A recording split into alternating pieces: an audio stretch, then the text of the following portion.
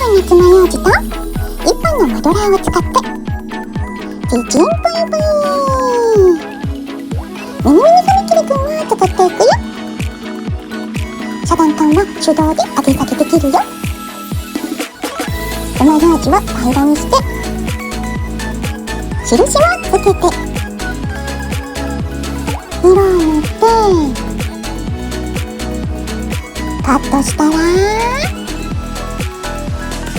踏切くんの形にして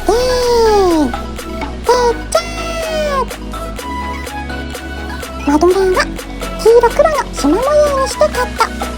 穴を開けてつまようじを穴に通すよ。遮断機できたね。段ボールで作った台にセットしたら完成。プラレールやトミカと組み合わせて遊んで